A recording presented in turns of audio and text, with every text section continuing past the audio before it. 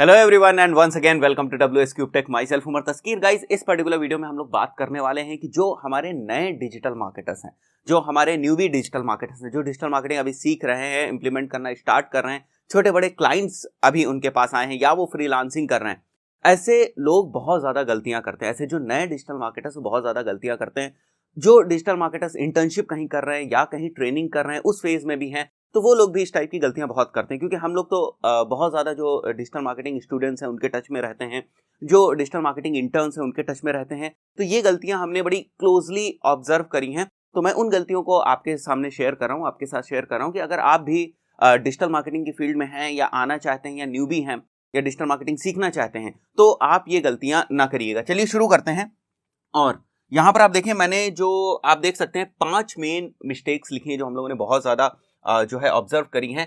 जो पहली मिस्टेक है वो ये है, they start from the campaigns, they doesn't spend time in understanding objective of the campaign और डिजिटल मार्केटिंग। होता क्या है, जैसे कि अगर किसी नए डिजिटल मार्केटर को, किसी बिगिनर को कोई एक क्लाइंट मिल गया, फॉर एग्जांपल फ्रीलांस में ही उसे क्लाइंट मिल गया, तो क्या करता है वो बड़ी जल्दी प्रैक्टिकल चीजों के ऊपर जंप कर जाता है।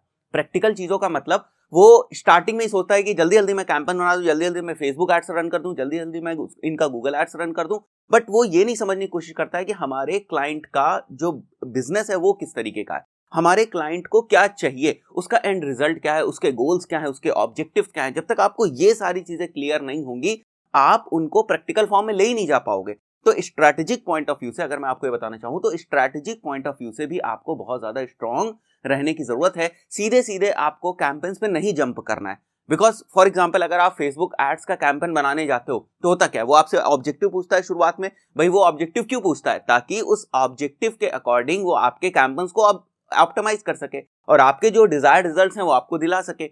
अब अगर आप ही ऑब्जेक्टिव गलत जो है सेलेक्ट कर लेंगे, या आप ही जो है ऑब्जेक्टिव के ऊपर ध्यान नहीं देंगे कि आखिर ये जो मैं डिजिटल मार्केटिंग जिस भी क्लाइंट के लिए कर रहा हूं उसका मेन ऑब्जेक्टिव है तो है क्या, तो सबसे पहली बात यह है कि आपको किस चीज के ऊपर ध्यान देना है, ऑब्जेक्टिव के ऊपर, गोल्स के ऊपर, उसके बिजनेस को समझना है, वो उसके बिजनेस में कन्वर्जन क्या है, इस चीज को हमें समझना है। उसके बाद उन चीजों के रिस्पेक्ट में, उन चीजों को ध्यान में रख के, उन चीजों को अलाइन करके फिर हमें अपने कैंपेन्स स्टार्ट करने हैं। तो डायरेक्टली हमें कैंपेन वाले पार्ट पे जंप नहीं करना है, पहली मिस्टेक, राइट। दूसरी, what ever you do document it, it will be a case study for you. जो कुछ भी आप कर रहे हो उसको नोट करो। डॉक्यूमेंट करने का मतलब यहां पर है उसको रिकॉर्ड में रखो। वो आपके आगे आने वाले फ्यूचर के प्रोजेक्ट्स के लिए as a case study use होगी, राइट। आज अगर आप कोई गलती कर रहे हो तो बाद में दूसरे प्रोजेक्ट के लिए, दूसरे किसी क्लाइंट के लिए वो गलती ना हो, तो वो चीज गलती भी हो सकती है वो, या ये हो सकता है कि आपकी जो टेस्टिंग थी या आपने जो भी सोचा वो अच्छे तरीके से काम किया, जो भी आपने एफर्ट्स किए, जो भी आपने डिजिटल मार्केटिंग की स्ट्रेटेजी बनाई वो हिट हो गई या फेल हो गई। उन दोनों ही चीजों को आपको डॉक्यूमेंट करके रखना है, ताकि ये चीज आप बाद में, अगर गलती हुई तो बाद में रिपीट ना हो, अगर ये चीज सक्सेस हुई थी है तो बाद में दूसरे क्लाइंट के साथ भी आप उसको टेस्ट कर सको। तो ये आपके लिए केस स्टडी की तरीके से रहेगी। तो ये गलती भी बहुत सारे जो बिगिनर्स हैं, बहुत सारे जो स्टार्ट करते हैं डिजिटल मार्केटिंग को, वो इन चीजों को नहीं करते। हाँ, एक्सपीरियंस बंदे जो इस बात का ध्यान रखते हैं कि वो जो भी कर रहे हैं वो उसको डॉक्यूमेंट करें। The third thing is, don't try to become full stack digital marketer in the beginning. Practically it is almost next to impossible. कहने का मतलब यह है कि शुरुआत में आपको एक क्लाइंट मिला, आप फ्रीलांसिंग जैसे करने जा रहे हो, डिजिटल मार्केटिंग सीख रहे हो,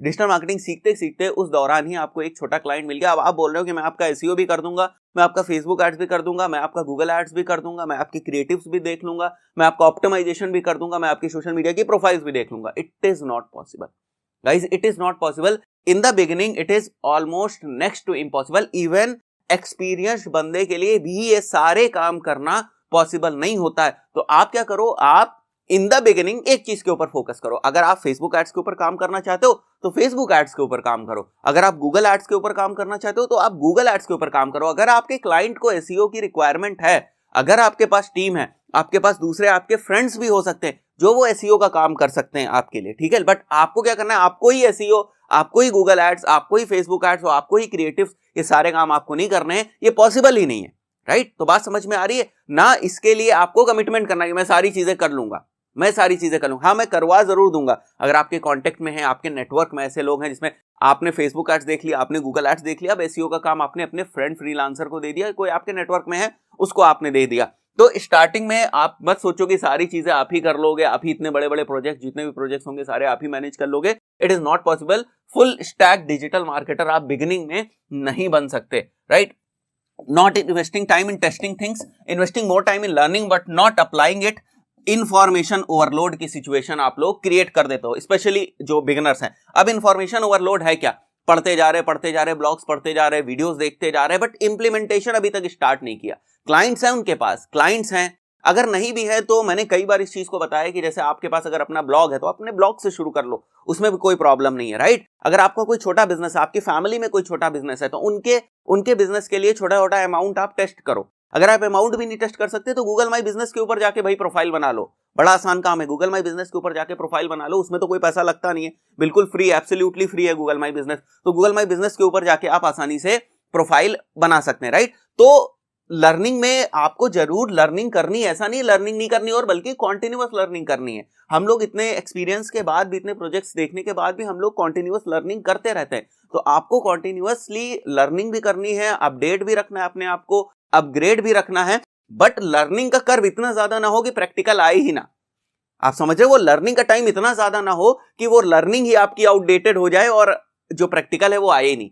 मतलब जो चीज आप सीखते जा रहे हो वो सारी स्ट्रैटेजीज आउटडेट हो गई और आपने कभी उनको प्रैक्टिकली इंप्लीमेंट ही नहीं किया।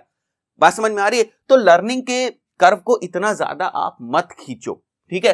Then do not understand their data. मैंने बहुत सारे जो फ्रीलांस डिजिटल मार्केटर्स है उनसे भी बात करी, बहुत सारे इंटर्न से भी मैं बात करता हूँ, बहुत सारे स्टूडेंट से भी बात करता हूँ। वो डेटा पे इतना ज्यादा फोकस नहीं करते हैं।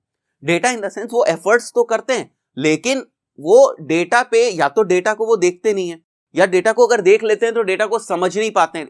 इसका कहने का मतलब ये है मेरा कि जैसे अगर आप गूगल एड्स रन करो, उसमें बहुत सारी मैट्रिसेस है। जब आपके एड्स रन होने शुरू हो जाते हैं तो फिर आपको बहुत सारी मैट्रिसेस दिखाई देने लगती हैं। अगर हम अगर हम बात करें छोटे से किसी टर्म की बात करें तो आपको क्लिक्स दिखाई देने लगेंगे, आपको इंप्रेशन दिखाई देने लगेंगे, आपको CTR दिखाई देने लगेगा।